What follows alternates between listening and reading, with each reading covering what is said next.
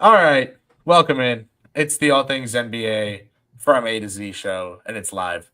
Presented by Ball is Life. I'm Kris Pursiainen here alongside two special guests, two friends of the program, if you will. That's like the industry standard term for I don't have a producer or I have a producer that didn't get me a guest, so here are my friends instead. Um, and basically, here we are. Deduce your own deductions from that.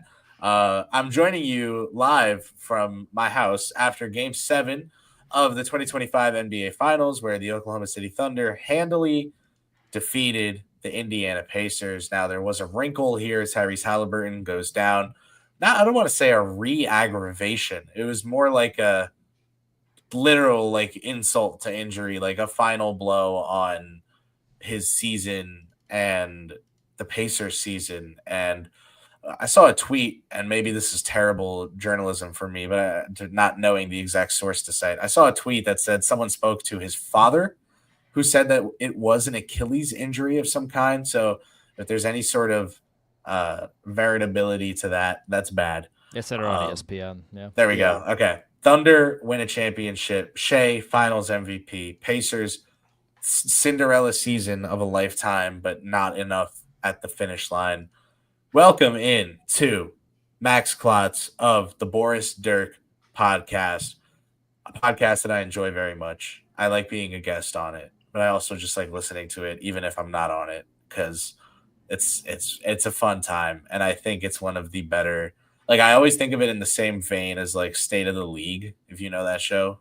Anyone out there? So yeah, amazing stuff. And Max, welcome to the show. And Andrew Chelney from SiriusXM NBA Radio, producer, but also I feel like introducing you without mentioning hockey is unfitting.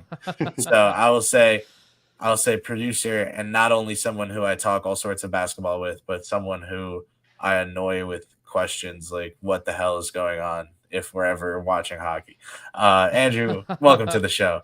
So Appreciate it. you guys, thanks for taking the time. Thanks for coming in. I know it's a hot time of year. It's the last game of the NBA season. Max, we'll start with you because you're in the middle on my screen, and I Yeah. read left to right when I do try to read. Your thoughts after Game 7 of the NBA Finals? How was that? I mean, it's definitely an emotional roller coaster because you start the game, both teams are throwing punches at each other. You have Halliburton hitting like three after three, each one seemingly from like closer to the half court line. And then just Achilles is gone. The whole vibe of the game changes. But the fact that the Pacers kind of fought as valiantly as they did for the next few quarters did stick out. But ultimately, although Halliburton got hurt, it's still like OKC was the favorite for most of the year, and seeing them kind of finally close it out. Some of their guys who've been kind of up and down in these playoffs to be able to have kind of signature moments in this game, from Chet to J-Dub to some of the other role players. Obviously, the game is going to have the sort of blanket of Halliburton's injury cast over it forever, but OKC being able to pull this off and cap off what has been a historic season for them has to be the headline. Andrew, same question for you. Obviously, you're someone who, whether you like it or not, and I know you love it, that's why you do it as a job, but that's a saying. So whether you like it or not, you follow the whole NBA season very closely. You've now watched it from start to finish. What is your thought about the amount of coverage going into the season about how this was basically Boston versus OKC from the start, from Game 0 of the NBA season? It felt like every talking head, or I guess on the radio, it's more so like talking set of vocal cords out there was like, this is Boston OKC. It's one of these two teams, and it's going to be one of them, like with an emphasis. But it goes to Game 7 against the Pacers, but Shai Gilgeous-Alexander Finals MVP had to be the most odds-on likely Finals MVP maybe all year long throughout. So what's the thought process for you now? You've had maybe 30 minutes for it to marinate in whatever goes on up there. How are you feeling about the Thunder being NBA champions? The whole season was super exciting. I know a lot of people like to hate on basketball because that's their only that's their whole personality on Twitter. This season was a lot of fun, and the playoffs were a lot of fun. The finals were a lot of fun. I know like some of the conjecture coming into the final was, but the ratings. Think of the ratings.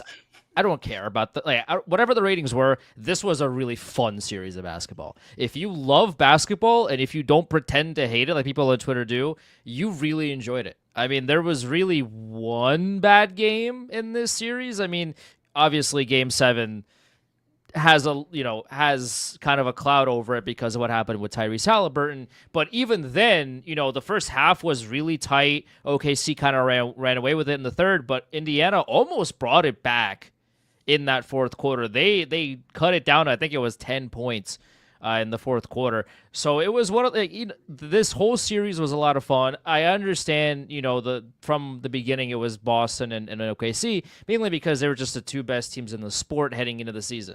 So that's always going to be, any season it's going to be, it's this best team versus that best team. Well, we'll see what happens. But OKC was the best team coming into the season, and they proved it. It took 7 games, but they won 68 games heading in the playoffs, and they won 16 more, and now they're the top of the mountain. I mean, they proved it. They were really good. They were great. Yeah, they were spectacular. I have a question for each of you. It can be a shorter answer here because it's not a gotcha. It's not to prove a point. It's literally I'm just curious. I personally was very wrong about this. Results wise, maybe not process wise. Let's go back in time. Let's go back to February to the trade deadline. The Oklahoma City Thunder sitting on top of a throne of draft picks, tradable young talent, intriguing young prospects on rookie deals. They have a lottery pick on ice, dude. Like, this team is hilarious. And basically they did nothing. They said power of friendship as is becoming the joke, the meme. What did you guys think, truthfully? Don't dress it up if you were wrong. I'll say right now, I was wrong. Mm-hmm. What did you guys think in the moment in February when OKC was like, actually, we're fine. If we're going to do something crazy, we'll do it later. Sure, things are wide open, but we don't need to be better. This is good enough. Yeah. I honestly didn't think they needed to make too much of a move just because at that time already it was so clear how much they were running away with the conference compared to everybody else in the West. And yeah, you can make a move to try to make yourself ultra unbeatable, but a lot of the contracts that were getting sent out in those fake trades between like Lou Dort, who showed up massively tonight, Aaron Wiggins, who didn't play like a ton in the playoffs, but I think is one of the best contracts in the league. Like, that's still a sacrifice to send those guys out in like the proverbial Cam Johnson trade, which was like the one that was bandied about the most. So the fact they were already so far up on the field and had the guys that they'd be sending out, I thought were, real players.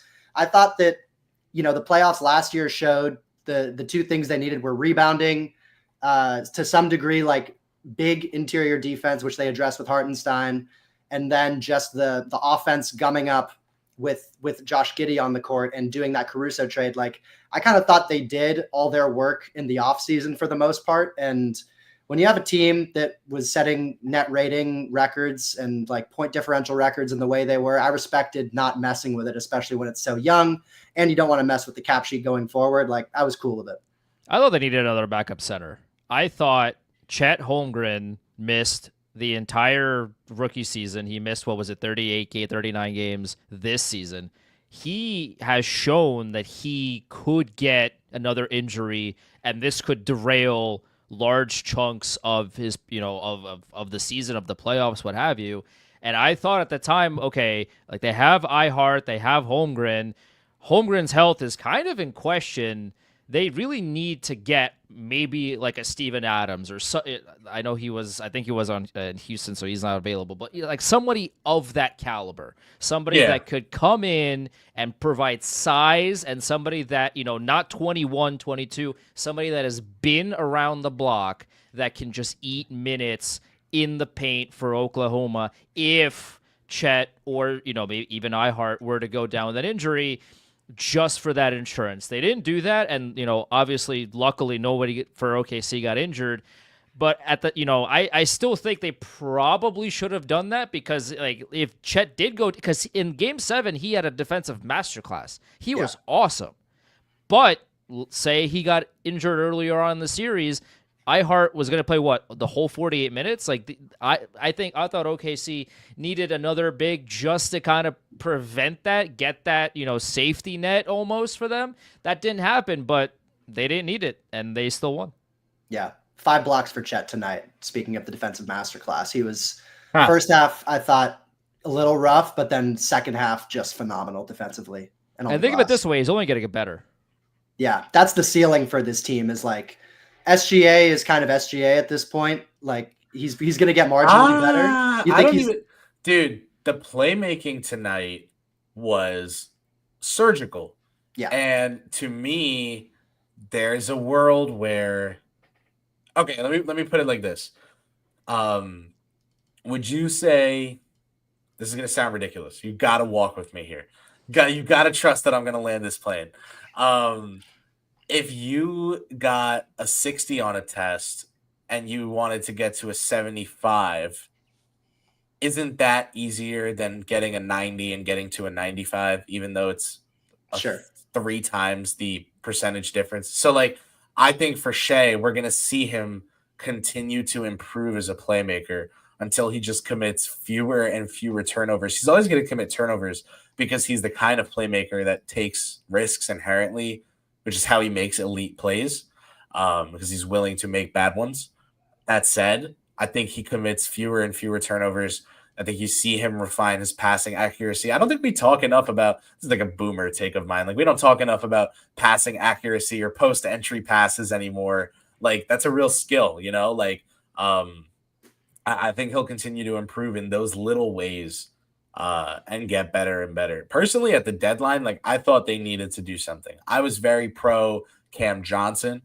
I thought because they have such a surplus of assets, they should just say screw it if they could and trade for Brandon Ingram so that they would have another scorer. They can bench him in crunch time if they want to. It doesn't matter. They're the Thunder. They have an MVP. But they'd have a Brandon Ingram to score the ball when Shea was sitting. Jalen Williams was like, actually, I'm going to drop a 40 ball in the finals. And it's funny because that 40 ball maybe is the moment of the finals in terms of like, obviously it's not a single moment, but like, looking back, is that what we're going to remember most about this? And if you're just joining us, I know we're almost 15 minutes in here. It's Kris Pursiainen, as usual, on the All Things NBA from A to Z show. Got 2 special guests with me today because it's Game 7 of the NBA Finals. So I said, screw it. We're going endgame mode. Everyone's coming through the portals. We got Andrew Chelney of SiriusXM NBA Radio. We have Max Klotz of the Boris Dirk podcast, one of my favorite NBA shows. Guys,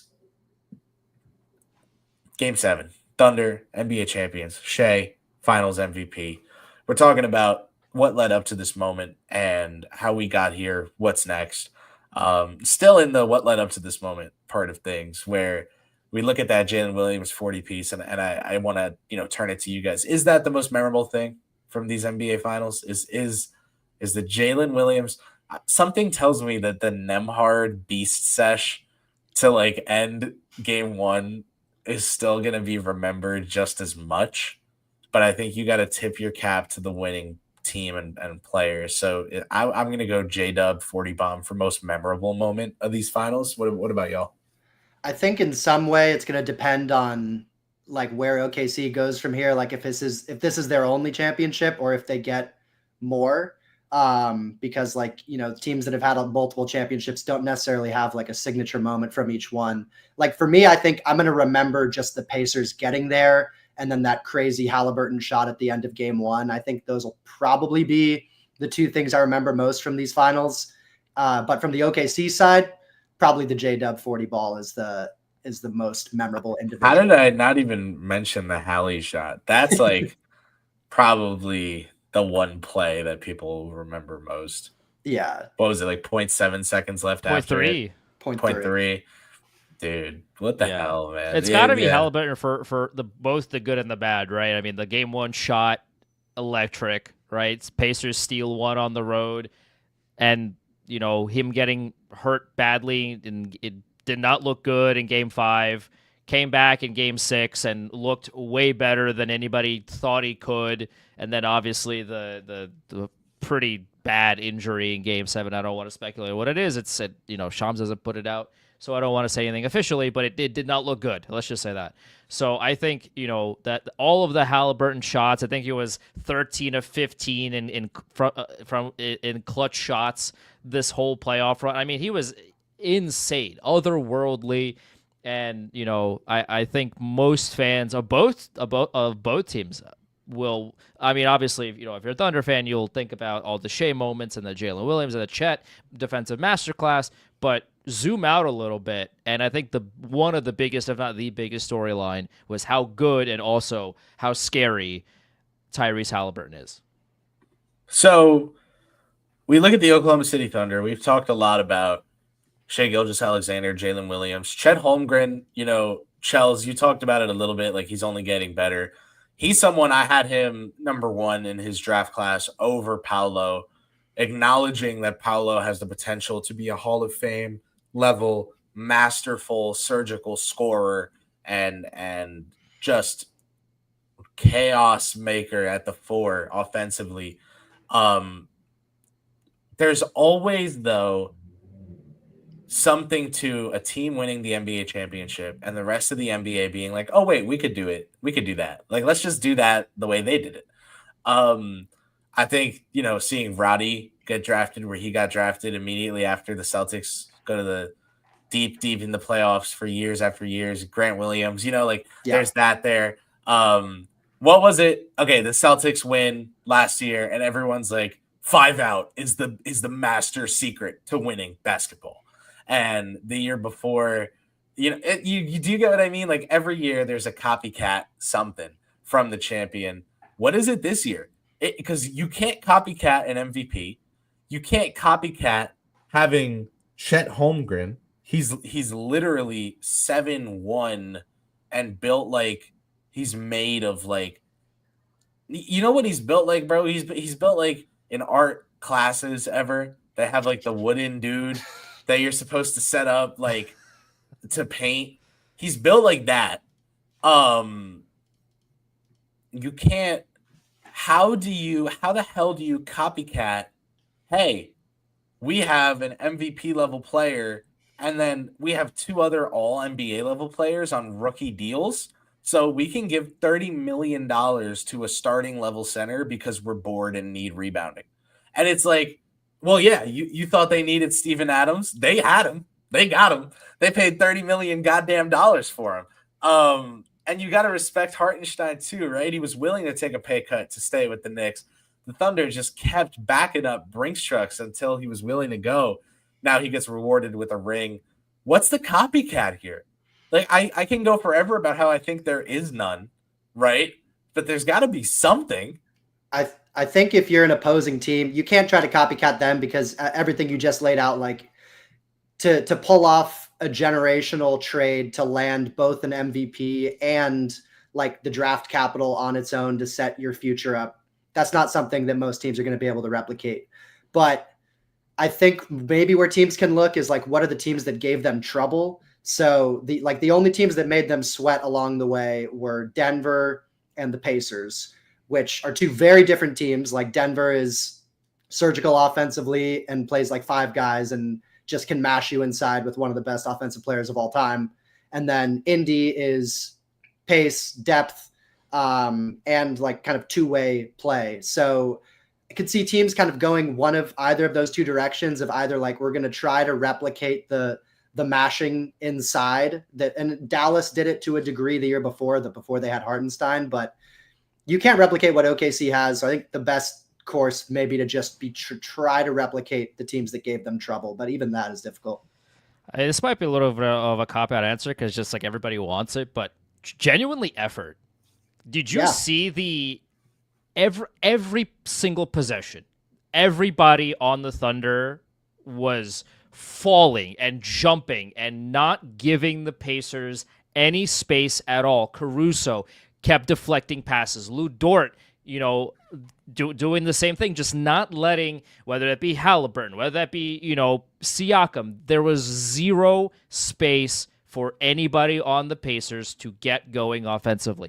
Other than the TJ McConnell masterclass in that third quarter when no one else on Indiana could score besides someone who looks like, he's a child next to Chet Holmgren. What the hell was that, by the way? There were multiple shots. Like, he just put in over Chet Holmgren like it was nothing. Like, dog, you're like 2 feet shorter than the guy. Like, what's going on? That was truly like an ayahuascan experience. All right. Let's relax, Aaron Rodgers. But I kept looking up and being like, oh yeah, TJ McConnell is Clyde Frazier now. Like, what the hell? He was he was insane. But like, truly, teams are going to want more dogs. And I know, again, I would have to think that teams are building players, their rosters based on, talent, but sure. But what, people that also actively want to try to win games. But OKC not only wanted to win the game, like, they wanted to win the quarter, the possession, every single possible loose ball, every pass that wasn't like a dart to, the other to another Pacer, the Thunder had their hands on. And the story of Game 7, other than the Halliburton injury, of course, is, the Pacers had like 30 turnovers. I'm over-exaggerating a little bit, but the Thunder... Not really. It was like 24. The Thunder 21. Did not give the ball up at all. Yeah, whatever. Like, the Thunder had the space to create shots and putbacks and second chance opportunities, and they did not really... they weren't forced to commit turnovers. Yeah. Indiana committed so many turnovers in Game 7, as well as, in the vast majority of the series, because OKC did not give them any space to operate. And that I think is something that has captured other teams' attention. Yeah, OKC got 17 more shots up than Indy did tonight. And like, they shot a lower percentage. They were 40% from the field on the night, but just that the sheer possession volume is just like, you can't overcome that. And yeah, TJ McConnell, I can't get over the effort of that guy. And that's just sick. It was unbelievable just getting to his 8-foot spot. And there was like a couple moments where he stretched it out to like 12 to 15. I was like, oh, he's really feeling it now. But yeah. All right. No, he was crazy.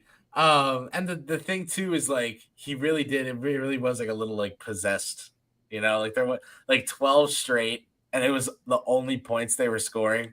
Like, that is kind of perfect. That is exactly how that was going to go. The turnovers make sense though. No, because like, they lost their primary distributor and ball handler and playmaker and soothsayer and whatever. Like, he's the, It was a storyline for the whole series, though. Yeah, which is the greater point that I was making. Is like, yeah, obviously there was a problem in Game 7, after losing Halliburton, but it was a talking point for the majority of the series that Indiana, if they want to win, they have to take better care of the ball, and they did in Game 6, and they didn't in Game 7. Yeah, they did for like a half in Game 7, and then third quarter, the Thunder felt like really tightened the screws in the third and fourth quarter. I don't think Indy scored for like the first 4 minutes of either the third or the fourth quarter, and it was at one point it was like 7 turnovers. The start of the third quarter was 9-3 Thunder, and then it was the TJ McConnell show. Yeah. Yeah, might have been the fourth then. It got tragic out there, man. It got TJ. Oh, that was Anyway, man, let me say this. If you're just joining us, welcome in All Things NBA from A to Z, presented by Ballslike. I'm Kris Pursiainen still, and I'm with Max Klotz and Andrew Chelney. They're from the Boris Dirk podcast and SiriusXM NBA radio, respectively. I fill you in with this context to say, if you're watching on Twitter, did you know you can watch on YouTube?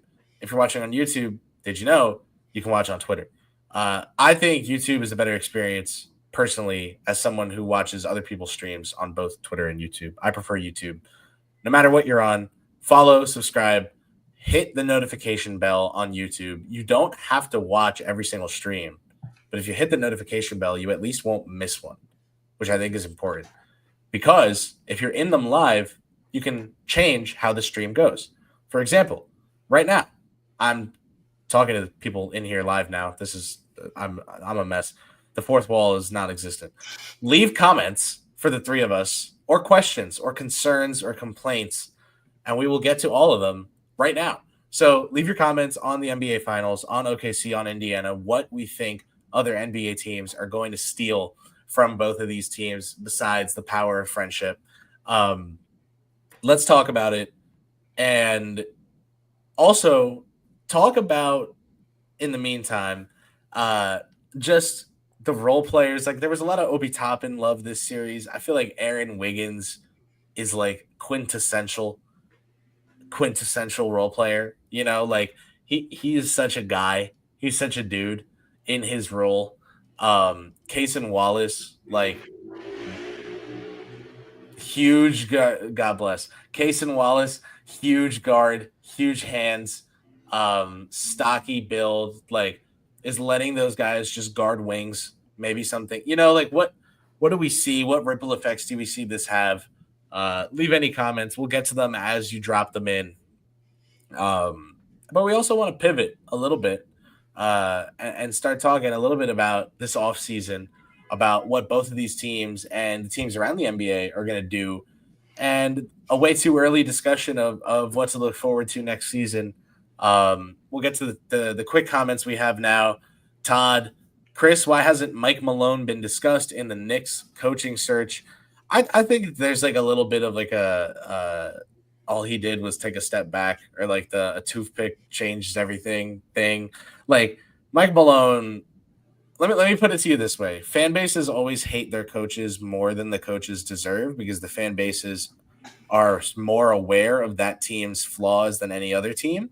That said, Nuggets fans' Mike Malone complaints went something like this.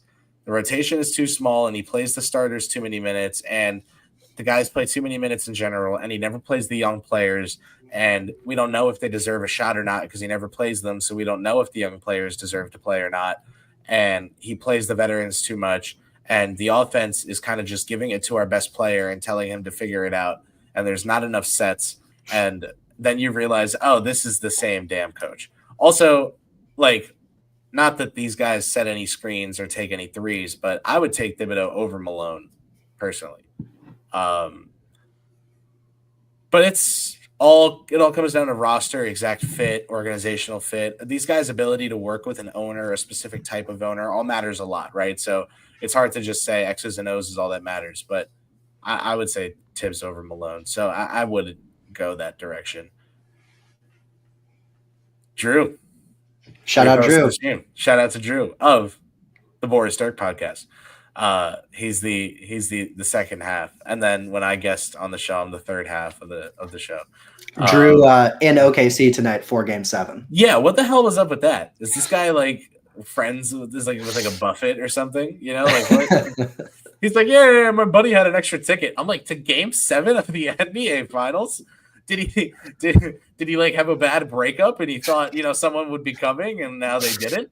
You know, like, what happened? Did he lose a lot of weight? He bought 2 seats thinking he'd need them, and now I'm like, how do you wind up with an extra seat to Game 7 of the NBA Finals? I would say it's more likely that he underwent a fitness transformation, lost the prerequisite amount of weight to justify not only buying a second seat, but then to give away that second seat because you fit in just one now. I'd say that's more likely than just being like, oh yeah, I thought I'd grab an extra. What happened there? Can I ask? Is that crazy? I don't know what happened, but of course you don't. I don't have the scoop, but I've never been more jealous. I'll tell you Not that. an insider confirmed.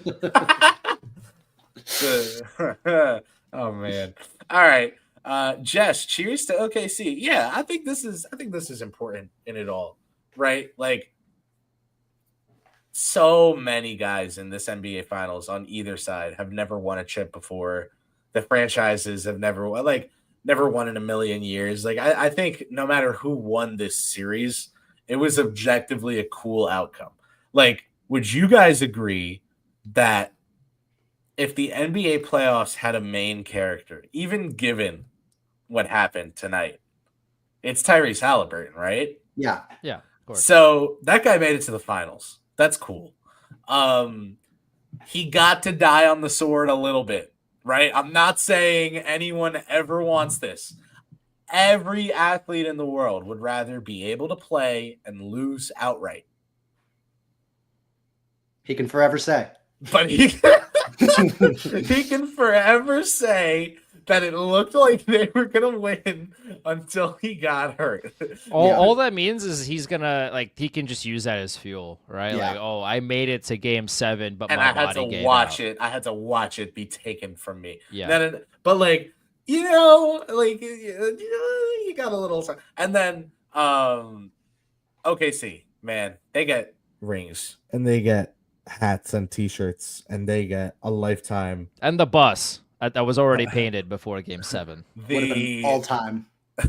The pre-painted buses, we know Rick Carlisle, we know they always get the buses ready as soon as the final buzzer sounds. They say, oh, this team won, get that bus painted, here we go. They definitely did not have buses ready to go in Indiana. Yellow as shit.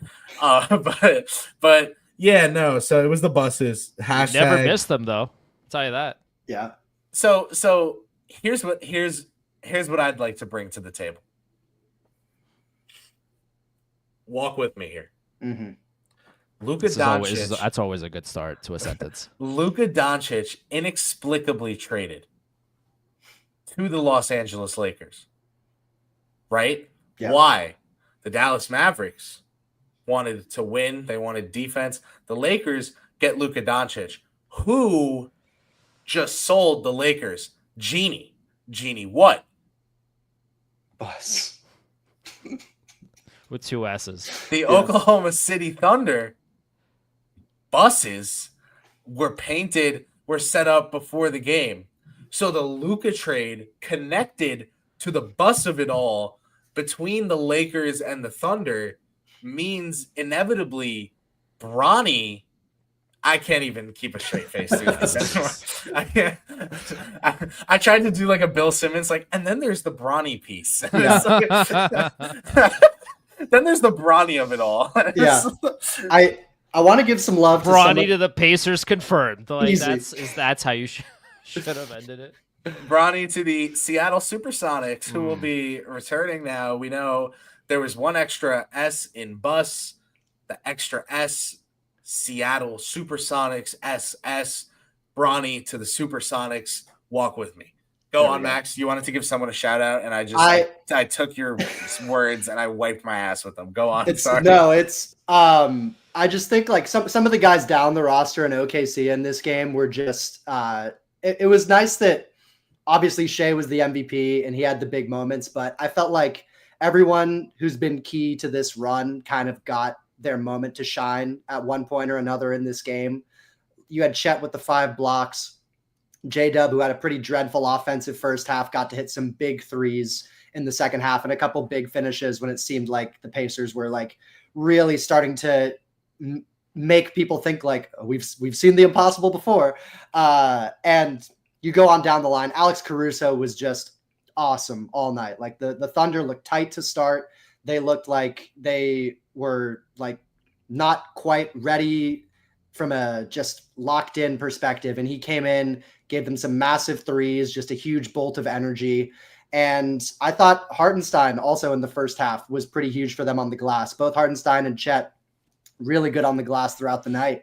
And everyone just had a moment. Kaysen had a moment where he stripped Obi Toppin on felt like back-to-back possessions in the third quarter and got a couple threes out of him. It was a true kind of summation and collective effort that OKC has shown, and they had their leader, leading the charge in SGA, but everyone, I think it was like a quintessential game for the rest of the crew, which was like a fitting way to cap off their season. Yeah. Yeah. And that's who they were as a team, right? Who they were as a team was we don't need everyone to do everything. We just need everyone to chip in what they can chip in, and what we get out of this will be enough for us. Yeah. The communist Oklahoma City Thunder win the title I really do have to respect. Says a lot, right? And then you get like the X-Files music in the background. Yeah. Indie also a collective. I don't know about that. Yeah. Makes you think. Makes you think. Yeah. Apparently Thunder fans trying to celebrate their championship win, not having an easy time, immediately welcomed by police, telling them to immediately disperse or be arrested. So no parade right now, at least. They're going to have to organize that. The streets of downtown Oklahoma City, raucous right now. It's funny, too, because, like, you see this tweet. This guy, it's funny. It's a great account. Tyler DeLuca talks a lot of women's basketball, like a good follow, in my opinion. Tweets this out, and he's like, Thunder fans, you see, like, all these sirens, right? You look at the video, it's like 8 people. You look at that 7th Ave outside of MSG. You look at all the cop cars, like there's like 8 people walking around. They have the whole city shut down. There's like 12 people walking outside. That is special. All right. When it comes down to it, everyone sane is thinking the Kevin Durant trade was just the start of the offseason. First of all, what the hell?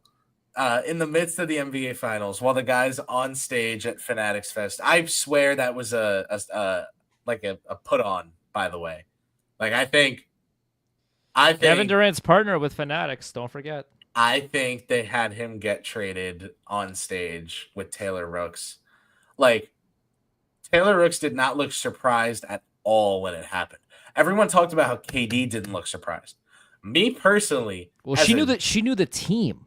If you go back and watch the video, I think that was posted by Andrew Claudio. I'm sure he told her. She knew, like, off the bat who he was traded to. If you look at the video, she's like, and he was traded to the Houston Rockets. Like, it was. Don't you think people were screaming it at her though?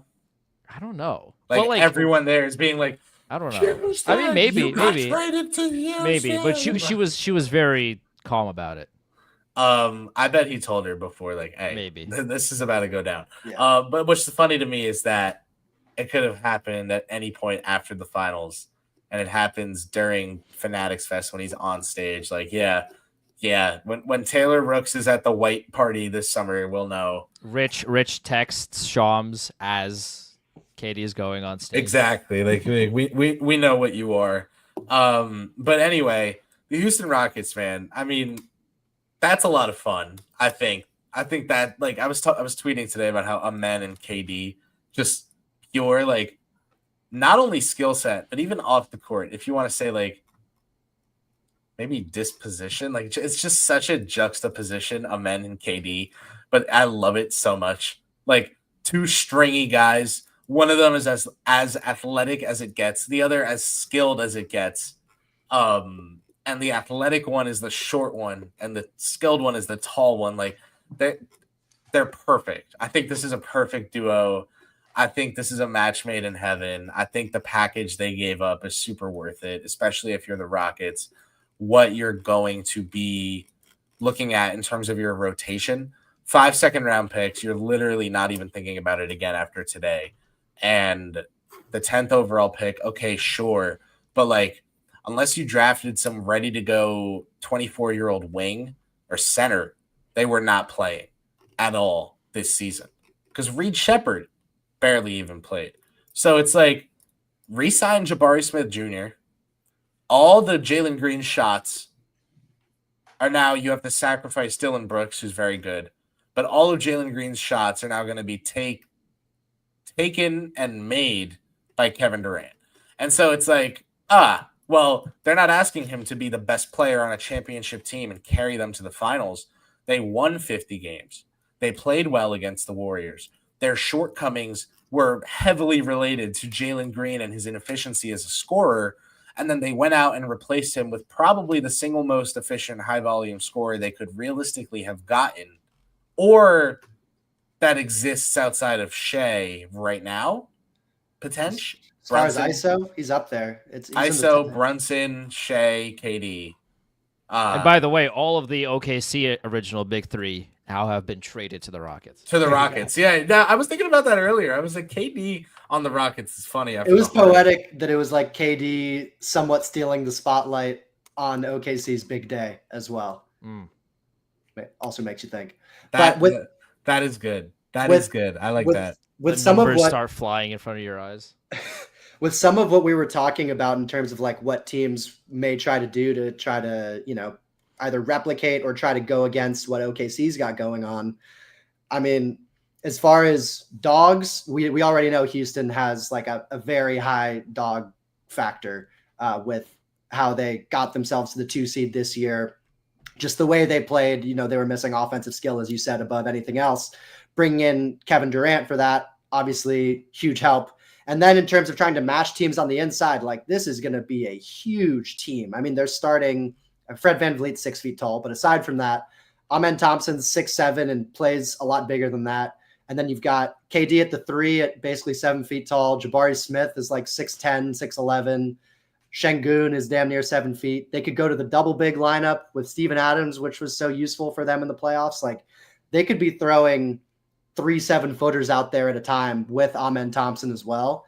And when you're looking at a team to try to kind of like beat the Thunder up on the interior or whatever hypothetical Western Conference matchups they may have, I do think it could be well suited for that as well.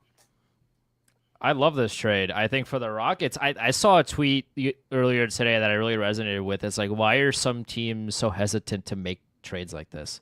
Why are the Rockets so hesitant to trade like Jakob Poeltl? And why are the Heat so hesitant to trade like Jaime Jaquez? Toronto and Miami and those. Yeah. So, like it.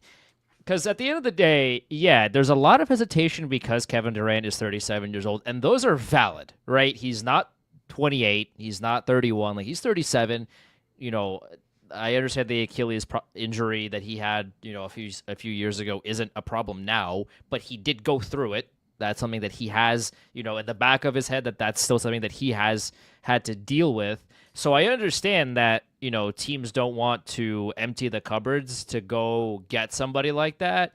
But when you trade for a player, when a player like Kevin Durant is on the market, even if he is 37, he just, like last season, he just showed up and was still dominant.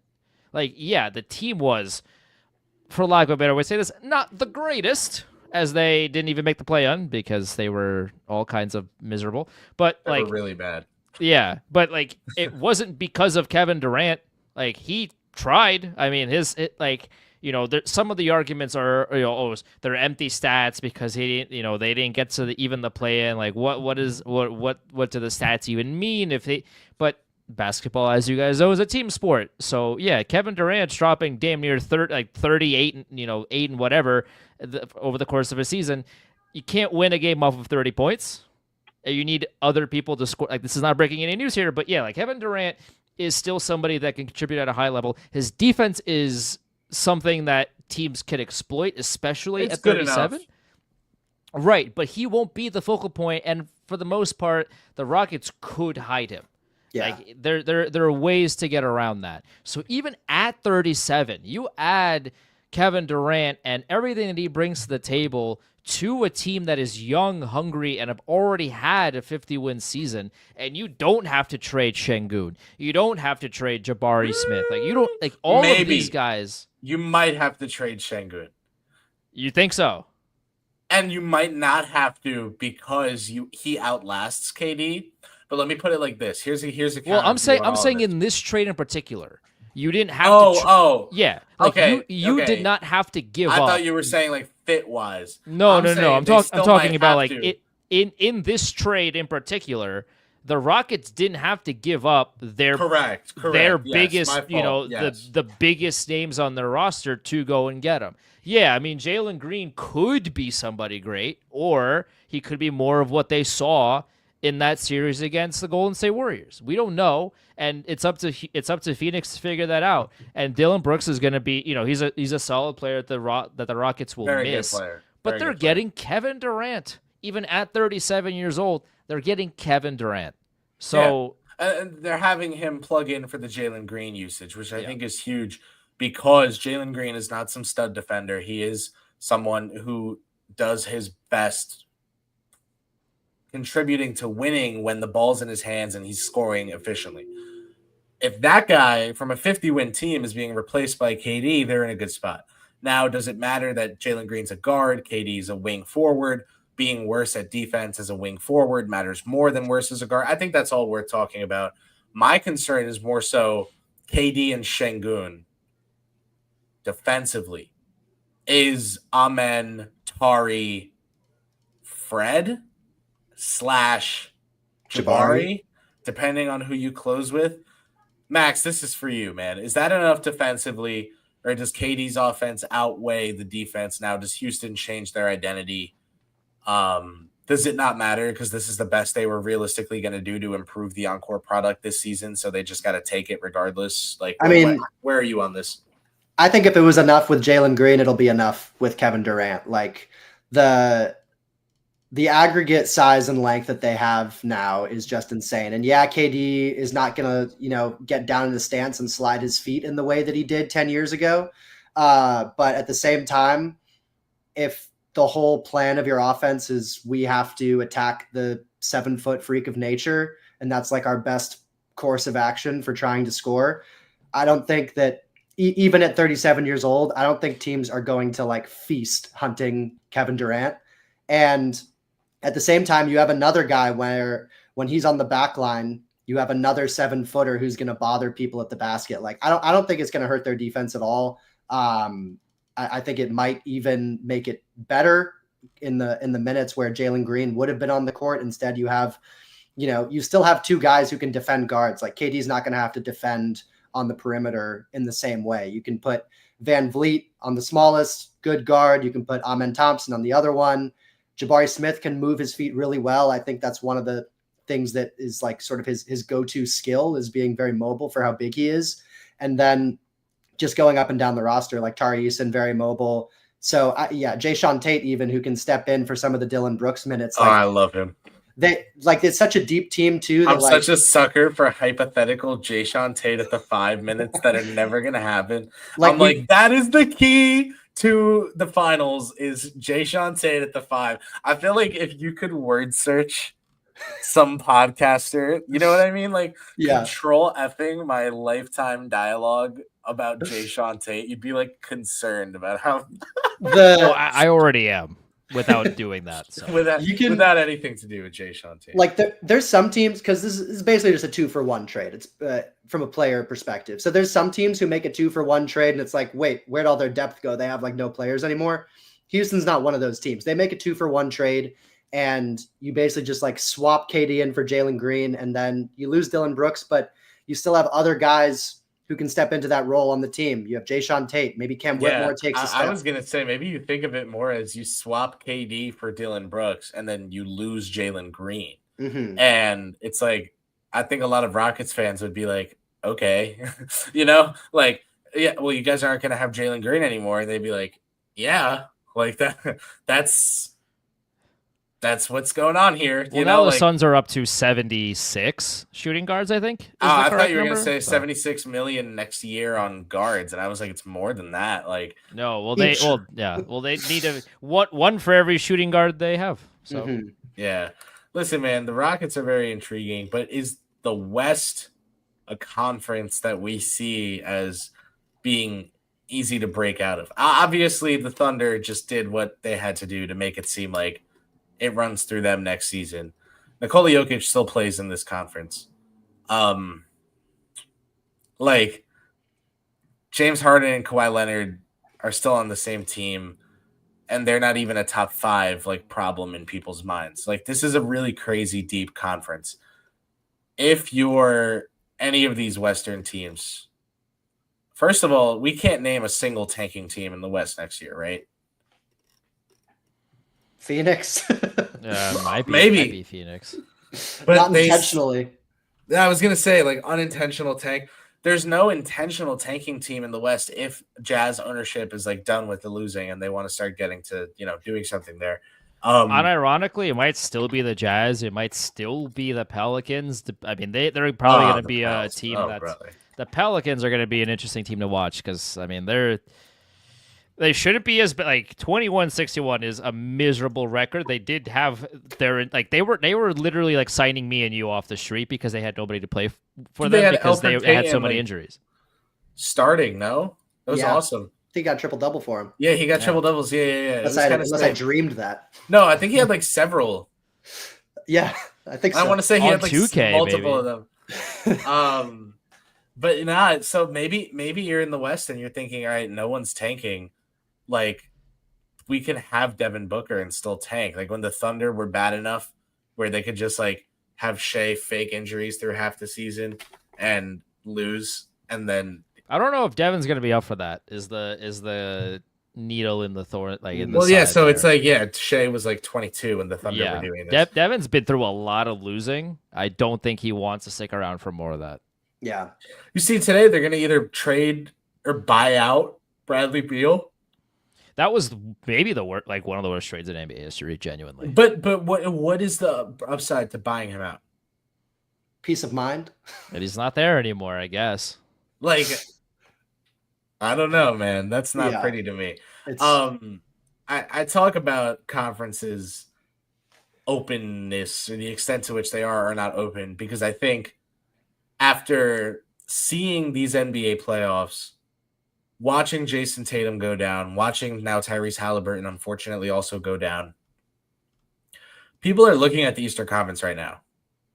And all of a sudden, teams like Toronto and Miami don't really seem that crazy for trying to go get KD for a cheap discount. Because it's like, all right, the Cleveland Cavaliers were really good and they're going to be really good again. Any disagreements? No. Okay, cool. The New York Knicks were good. They were a great team that played good basketball. You know, like they underachieved and they were still good. They're still very good. They will be very good again. Any disagreements? I want to know who the head coach is. That'd be nice. But also like with this East, I think any with this replacement East, level. Jalen Brunson. Yeah. You would hope. You would think. So after those two teams, now all of a sudden, if Halliburton and really, I hate that we're even operating in this space because like the Pacers should be the team that we're penciling in as the number one, you know? But damn, if you're their like old owner, are you going into the tax for a team that is not going to have Halliburton to keep Turner? Like, say Halliburton's out for the season. It's probably the case. You have to, right? You have to go into the tax to keep Turner. So then it becomes like, okay, Indiana is going to be a top 8 level team with Siakam and Turner and Nembhard. But top 8 is different than top 5. The Magic catapulted themselves into this conversation. And all of a sudden, you're looking at the Cavs, Knicks, and Magic, and you're saying, wait, who else? The what's left of the Celtics and Pacers? Absolutely. And for what it's worth, I would take what's left over the Celtics over what's left of the Pacers, probably. Like, I think the Pacers are more reliant on Halliburton than the Celtics. But what moves does Boston have to make financially? True. Where's Porzingis and or Holiday going? Is Hauser going to Memphis to replace Kennard? Because Boston needs a pick from Memphis and to save money, so they send Hauser out there for nothing. And they create the TPE. Well, my question isn't even about whether they should go into the tax to re-sign Miles Turner. It's Miles Turner was offensively anemic in the finals. He was all right defensively, and especially in big moments, but offensively he couldn't hit a free throw. He went like 5 or 6 of like 28 or whatever it was from the 3-point line in the finals. Like, there are a good amount of unrestricted free agent big men in the NBA. I mean, you take a look at this list. Like, I mean, you know, you got guys like John Collins, you got guys like Naz Reid, even. Like, you have guys that are available.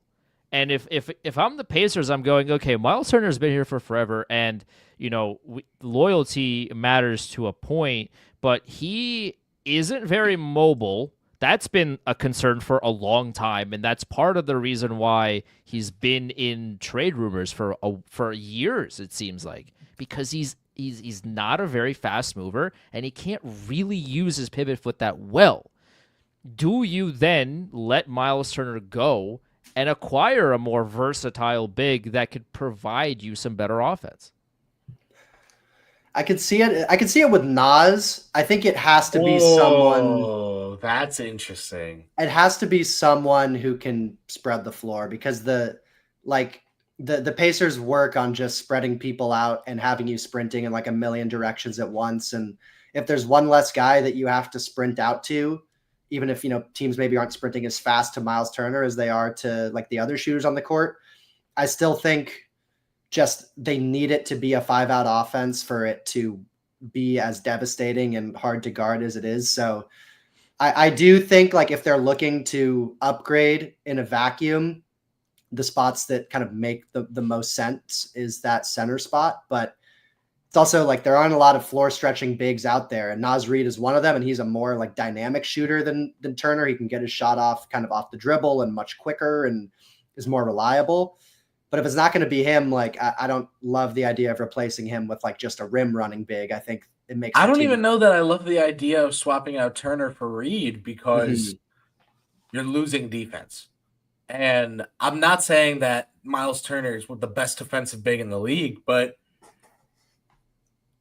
does that need to be true for my point to be right? Like, I think the extent to which Miles Turner is good at defense is the goddamn thread holding together the foundation that whole defense is built on, which is like, at the end of the day, we have to execute all these switches and schemes, but we have a failsafe. Like, we have a guy, we have a plug, in the restricted area. I do feel a little bit like if I'm the Pacers, I'm looking into what money I have that I'm willing to weaponize. Like, I don't know what deal. I guess maybe Nisa. Like, literally, what money do they have that's bad? Yeah. They have like no bad money. They don't have bad money. So you're going to be making some sort of sacrifice.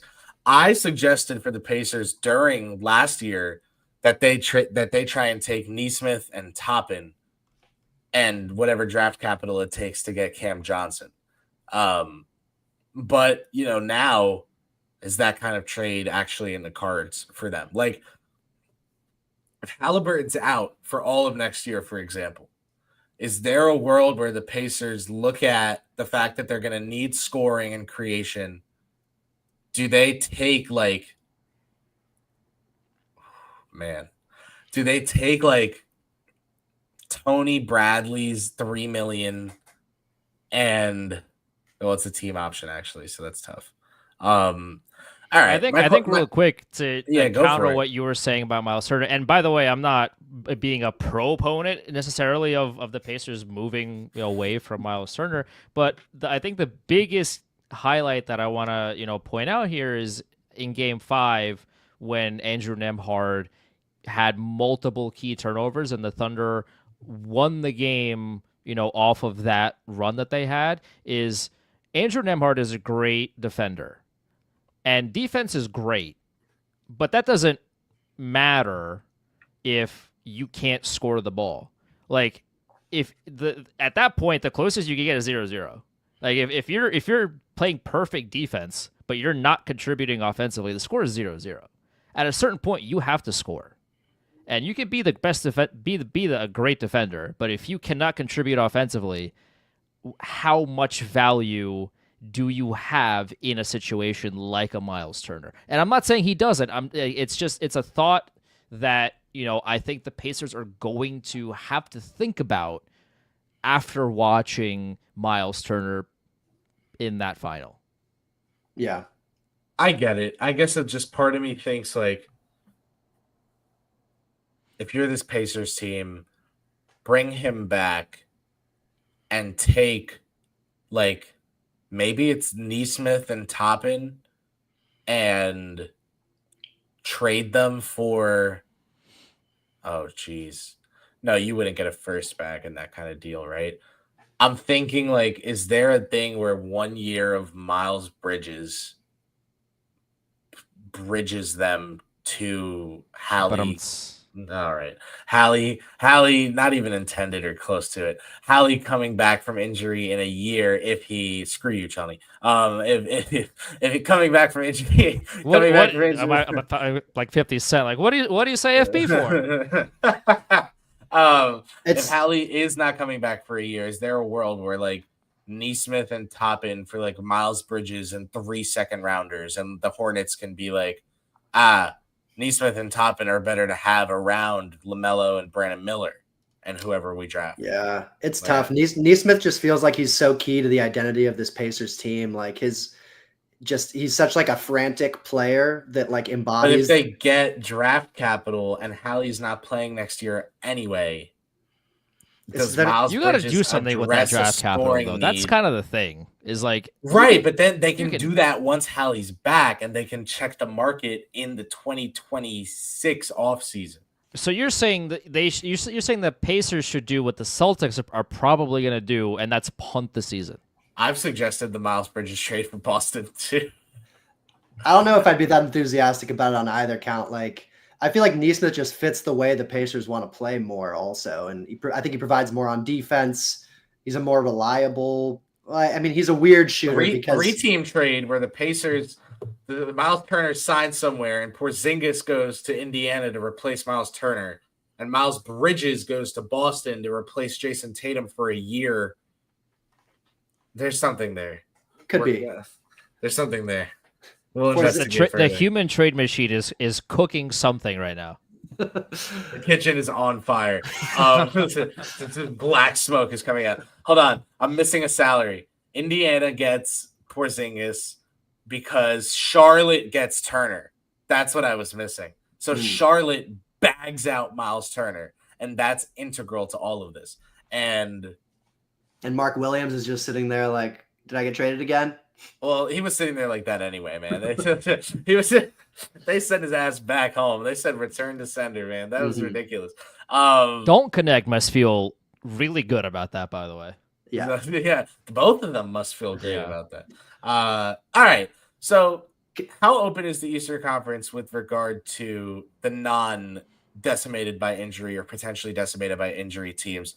Knicks, Cavs, Magic? Who is your favorite? If you had to pick right now, the way too early prediction, which team wins the Eastern Conference next season? I want to say Cleveland. I lean Cleveland as well. I think, and some of it's dependent on the Knicks coaching hire, but I don't think they're going to hire anyone who's going to, there's no one out there that I can think of that they would hire and it would make me like totally change the way that I think about the team. But Cleveland, I mean, they just had a 60-win season. They had some tough injuries in the playoffs and yes, lost even with their guys on the court. But I just think another year together, healthy Darius Garland, probably the best team there. And I think the Knicks don't pose the same matchup problems for them that Indy did. Cavs probably number one. I mean, given how they played, I think it's a reasonable bet to make. Maybe the Knicks, but I agree with Matt. It very much depends on who they hire. Dark horse, it's not going to happen, but it would be. I would keep like half an eye on them. Detroit, the Pistons. Yeah. I want them to make some sort of trade, and it's not going to happen because this other team is notoriously impossible. But there is a world. Oh, just shook my whole desk. There is a world where the Tobias Harris contract and like Simone Fontecchio and some first round picks for Lauri Markkanen as just a 7-foot bombing weapon for Cade to have out there. Like, yeah. Oh, Malik Beasley's going to go get paid somewhere because he had a huge year on a prove-it deal. Boy, do I have a Malik Beasley replacement for you. He is a 7-foot finish man and he is the color of fresh 8.5 by 11 paper, and we are ready for Detroit. Like I think that would low-key be amazing. No, I don't know if Utah would say yes to that because they have declined a lot of similar if their trades. ownership wants to win and they'd get draft capital, Yeah, but these kinds of trades have been shot down by Utah before.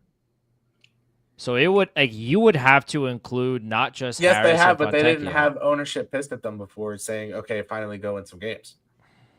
I will agree that Detroit feels like they're like, Cade is set, Asar is set, and they need to improve that Tobias Harris spot, which like the KD to Detroit thing would have been really fun if that had no legs or like smoke out there at all. But if that had happened, if you just turned Tobias into KD and run the same team out there, that's like a really interesting team that I think could win the conference.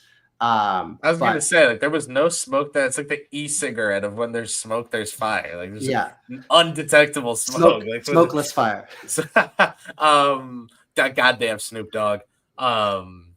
Anyway, if you know what I mean by that, you're the fake, the fire pits or whatever. Yeah. Goddamn late stage capitalism.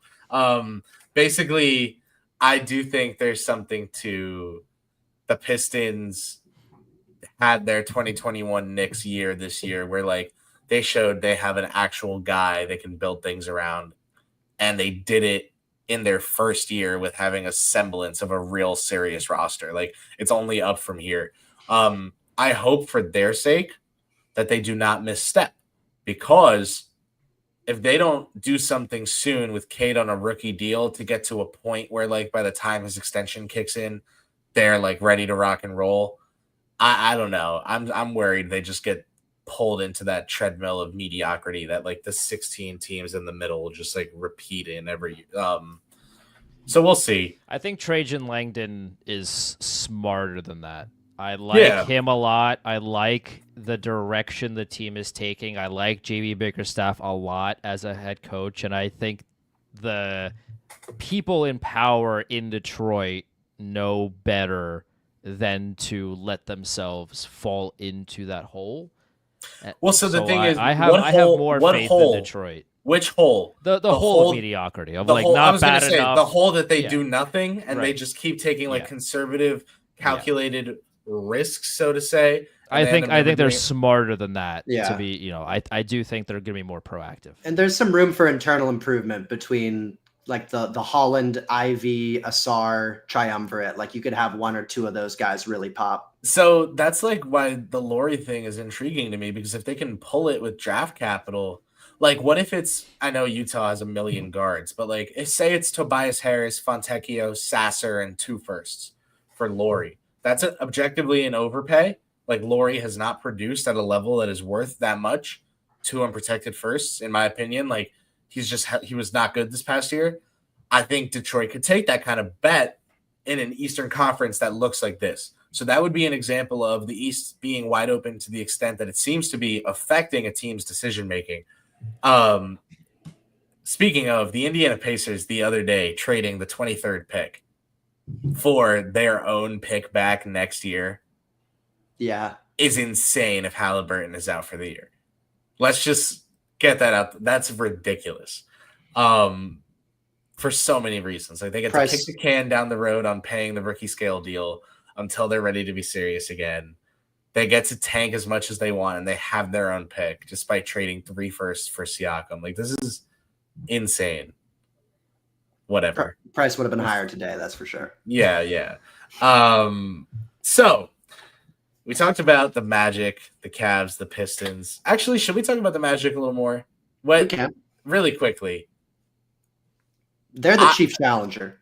I was going to say, do we all agree that like the Bane trade is better than people think, kind of knowing that people refers to nothing? Like there's no basis there, but like people were like, oh, 4 firsts. And I think like he's really good and fits what they're doing really well.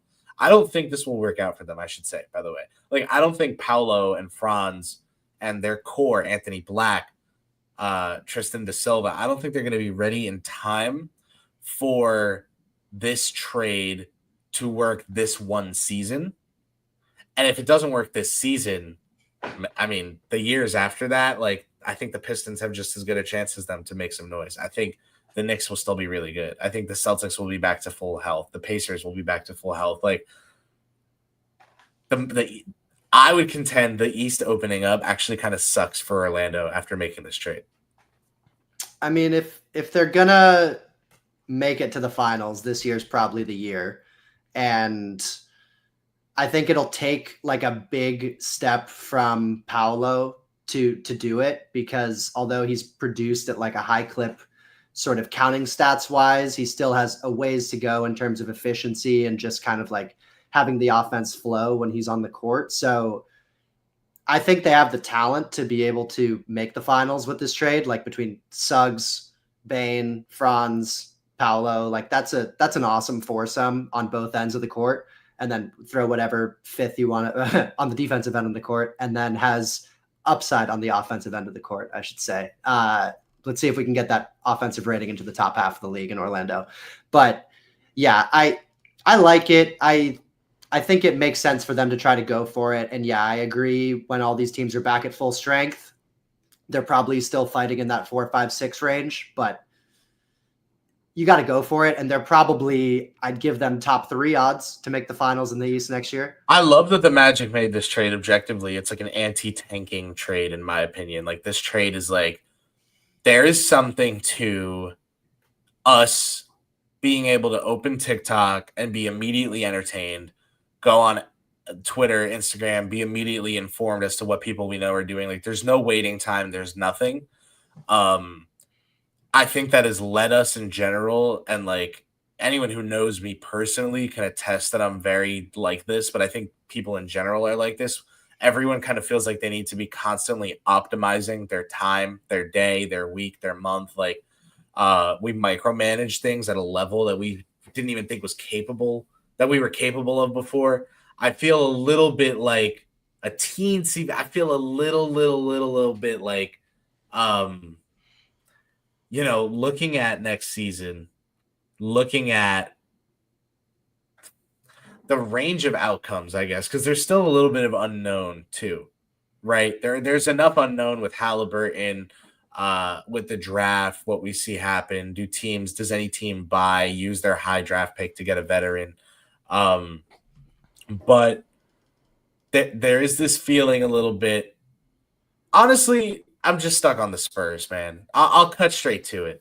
Let me just cut straight to it. I'm stuck on the Spurs. I'm stuck on the San Antonio Spurs. Well, we know you just tweeted about it, actually. I can't get off of this team as a dark horse finals winning candidate for next season. The rationale basically, I was gonna say the rationale is Wemby just gonna drop 60. The rationale low key comes down to all-time greats do unexpected things, which is what contributes to their legend. And if Wemby is gonna start any year now, if this is the year, De'Aaron Fox full season of that, and maybe like Dylan Harper off the bench, like I think he can help as like a Podziemski style, like off ball, on ball guard, a hybrid guard off the bench in his rookie year.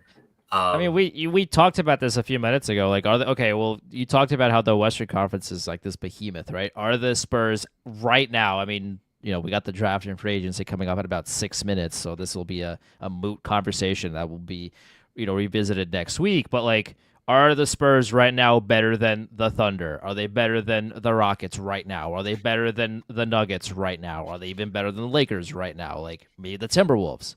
Are they better than any of those teams?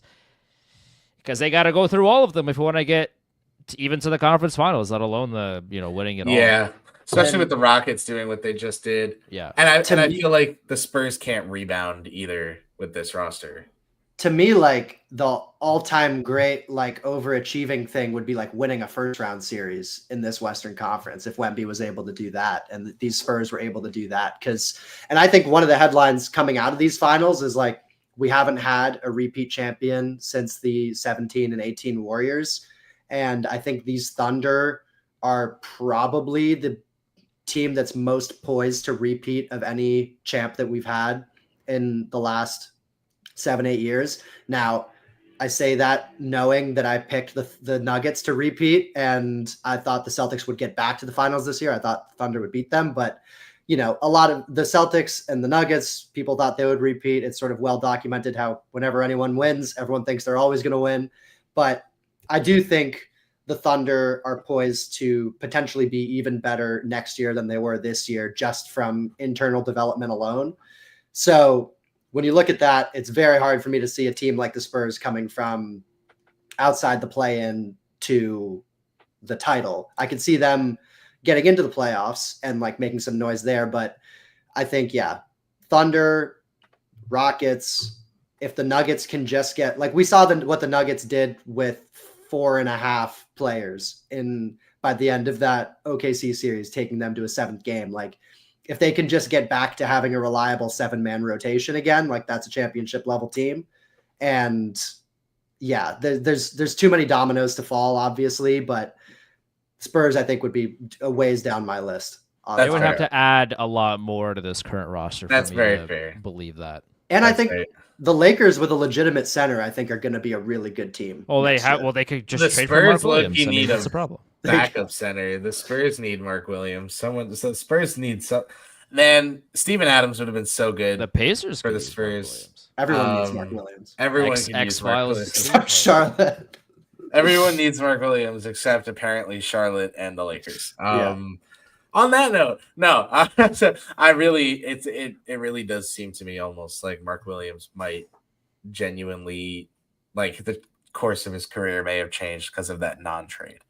Like I think now he's gonna just attack his freaking health and like building up his strength and muscle. Like I maybe this is a blessing in disguise.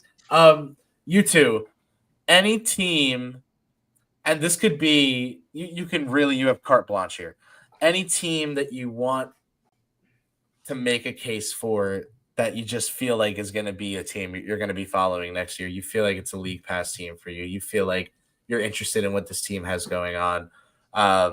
Max, I know you do the Boris Dirk podcast with Drew Semler, who would probably say Jalen Johnson and the Atlanta Hawks as his response to this question because he's a sick bastard. I kind of want to say Desmond Bane and the Orlando Magic, and then I realized like I'm lying. Like I'd be lying. Like I don't think that. I'm not going to watch them all season long. I know right now what that's going to look like. It's going to be really cool some games, and some other games Bane, Paolo, and Franz are going to combine to go like 19 of 47 from the floor. And I'm going to be like, wow, I'm a worse person now because I watched that. So I'm going to watch a lot of Magic games this year. I watched damn near 200 regular season NBA games from start to finish this season. Count the playoffs. It's way over 200, right? Like I watch a lot of basketball. I'm going to watch a lot of Magic games. They're not a team that jumps off the page for me as like, those are the guys.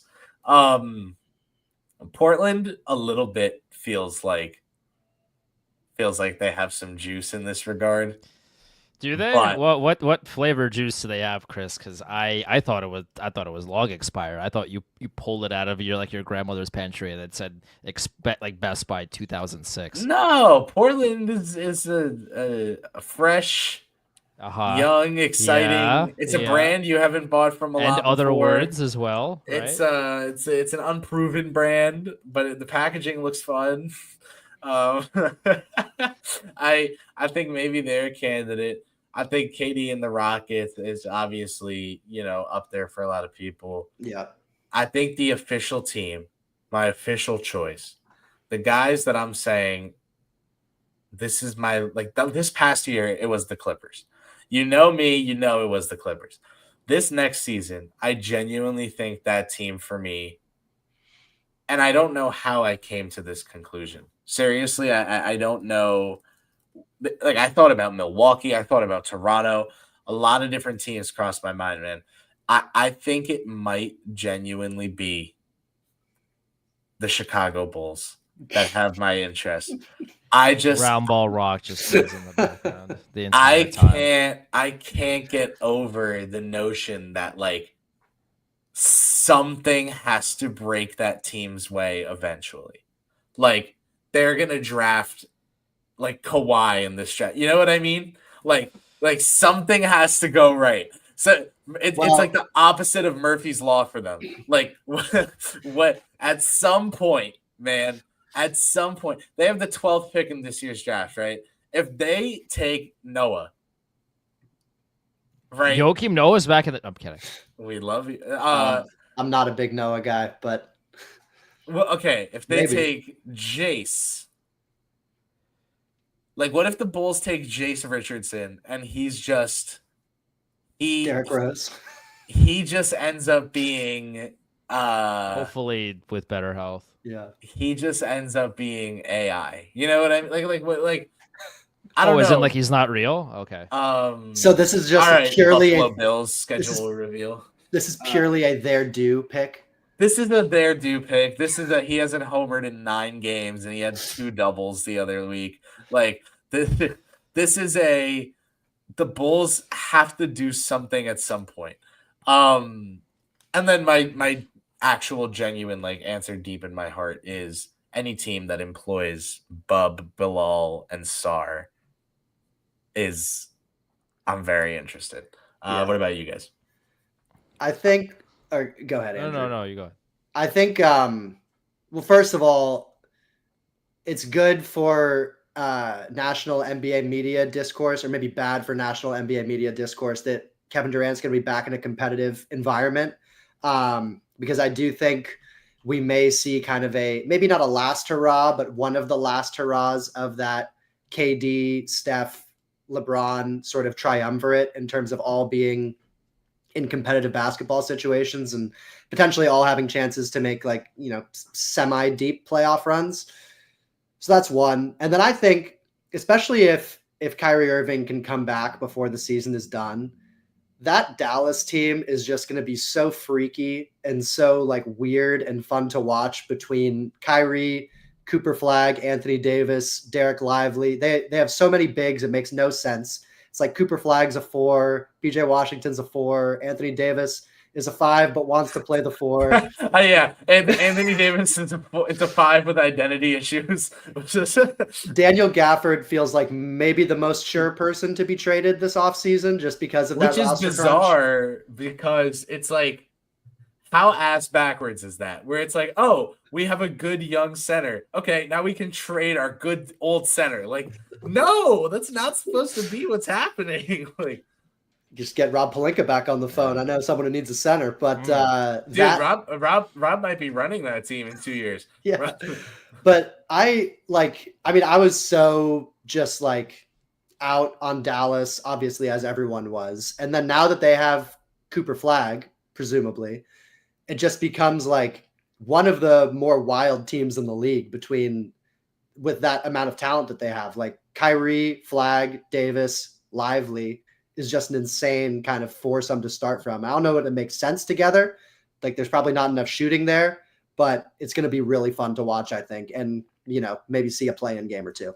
Genuinely, besides, the best player on this team, I am really interested in what the Denver Nuggets are going to do.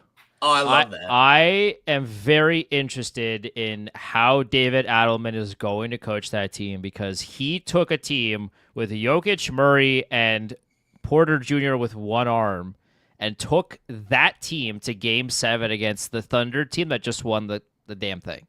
Like, this is a team... Take when you're done. This is a team that is, I think, probably flying under the radar to the extent that they can.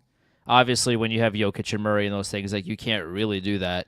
But no one's really thinking about them right now because it seems like they're in disarray. They fired Mike Malone with like 8 minutes to go before the playoffs, right? Calvin Booth isn't there anymore. Like there's a lot of like, kind of, whoa, what's going on in Denver going on right now with them? But I think David Adelman has shown off the rip, which is an impossible task, that he is one of the biggest up-and-coming coaches in the league. And the Nuggets clearly knew that when they gave him the interim tag, and a lot of people in the league, knew that as well or had an inkling that he could do that. But he showed that he could do a lot with Not a lot. Him and And Mitch Johnson have big Mitch years Johnson as ahead. well. Yeah. They have big years ahead. I'm very interested to see what Denver does at the draft, at free agency. That's going to be a fun team. Obviously, watching Jokic every night is a thrill in and of itself. But also on top of that, that's going to be a team that, okay, with Adelman's system, with whatever they do, leading up to training camp, it's going to be a fun team. Yeah, I mean, absolutely. I love that. Just get him 2 bench guys that he can trust to kick out to an open 3 or trust to guard someone. Like, who gets the Westbrook usage next year? And that led me to the following thought. And there's no way for this to happen like feasibly unless they have way more draft capital than I thought. But I think this take is like a litmus of like where I think they're at as a team. If they added Colin Sexton to their roster, could play him with Murray, stagger him and Murray, whatever it is, right? I would pick them to win the West. So I think they're right there. I agree with you that they're right there. I do think they're right there. I don't know what move they can realistically make this offseason. So, like, Saric picked up his player option for $5.5 million. So that money's out the wazoo. But Westbrook clears When does up. that become tradable? In December? Calvin Booth came out and publicly said he tried and failed to trade him at the deadline for an upgrade. No one is ever trading for that contract just for the sake of a GM came out and said, yeah, no one wanted this guy.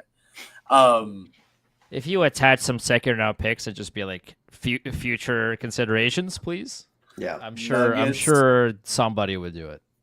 Denver Nuggets team payroll, man. They have Jokic making 55, Murray making 46, Porter making 38, Gordon making 22 next year.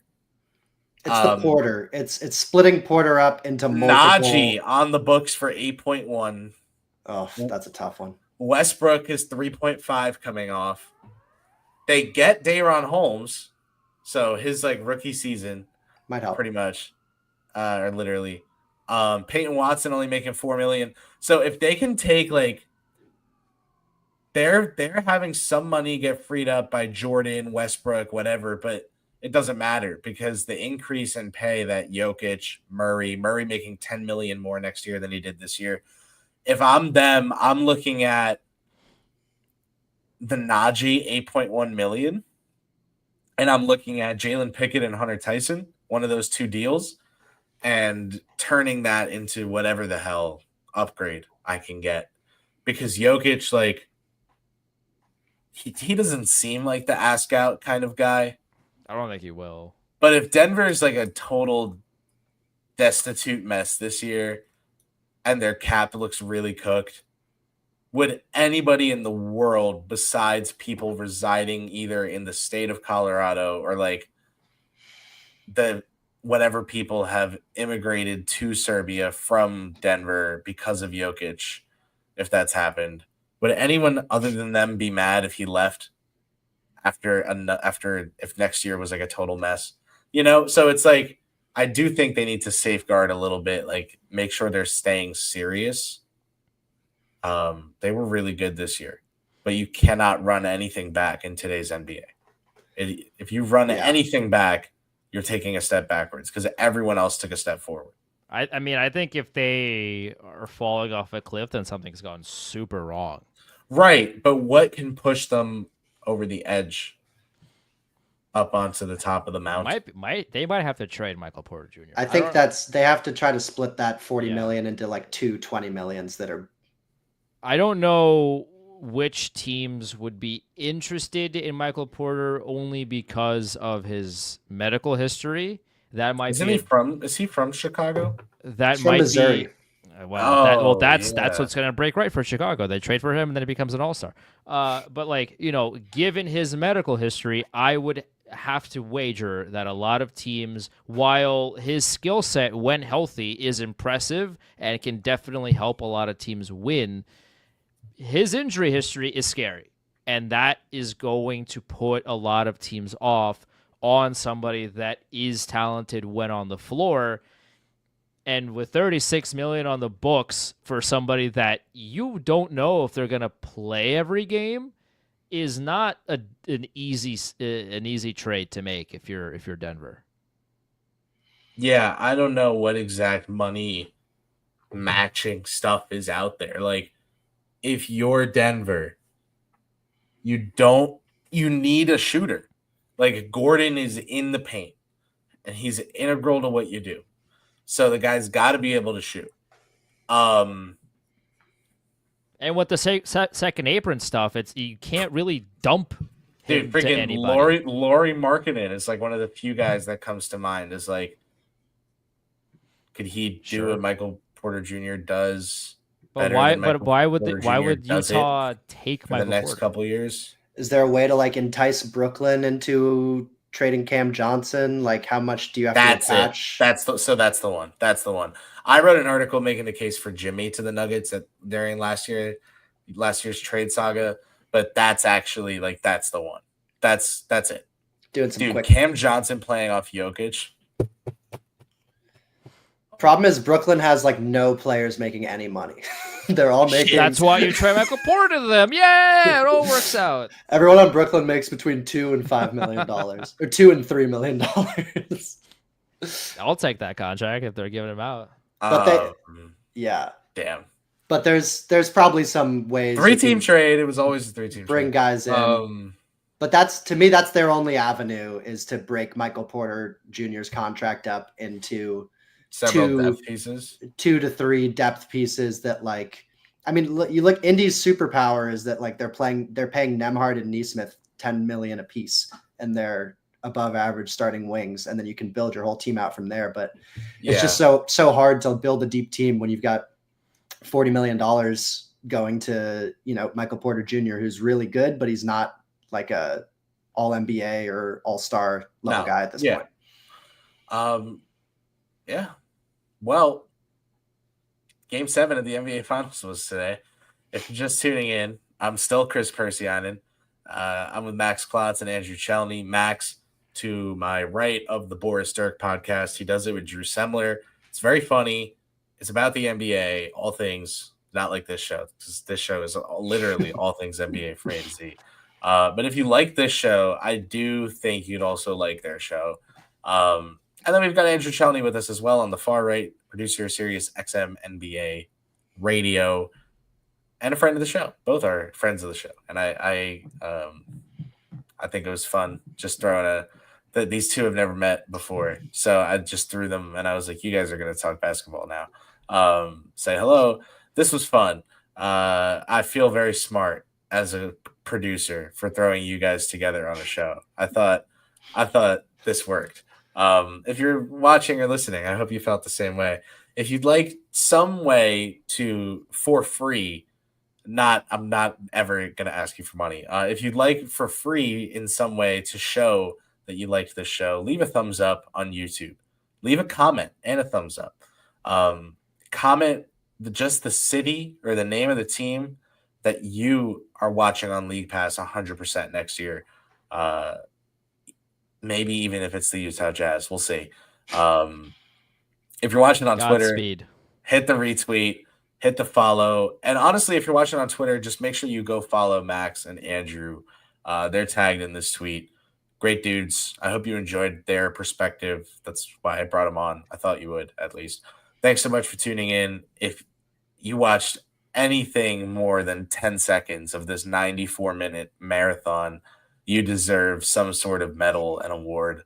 I cannot give it to you, but I can wish you a great week. It's officially Monday. How sick is that, people? Have a great week. Happy NBA offseason. It's officially upon us. Dirty Dancer, you watched about 10. Yeah, no, that's fair. That's fair. You're just towing the line of sanity. Kevin Durant to the Rockets to get us started. Shai Gilgeous-Alexander, your finals MVP with a dope-ass sneaker line launching to go with it. Converse is thanking whatever God they believe in right now. That could not have gone better for them. NBA offseason discussion. We'll have these guys back all summer long. We'll be talking about what's going on around the league, what it looks like, and what the hell we're expecting to happen next season. Guys, anything you want to plug before we get out of here? Max, you first. Yeah, thanks, Chris. Thanks for having me on. Great meeting you, Andrew, as well. And yeah, appreciate everyone for tuning in. Throw me a follow at @MaxClotz_. And would love to. I'm just getting back into Twitter, so would love to engage with people on there. Getting very into the draft with that coming up on Wednesday. So yeah, thanks everyone. And I'm at Chelney Andrew, CHELNEY Andrew on Twitter. I'm never calling it X. I refuse. Kris, appreciate you having me on. If you do follow me, you will be seeing a lot of me talking about hockey. That is my bread and butter. I do work in basketball, and I feel like I know a thing or two about basketball as well. But I'm more passionate about my takes about the sport of hockey. So that's usually what I tweet about. That's why I introduced you the way I did, man. I'm also the co-host of the Liberty Blue podcast, which is about the New York Rangers. So if you are a hockey fan or if you're a basketball fan, either or, shoot me a follow.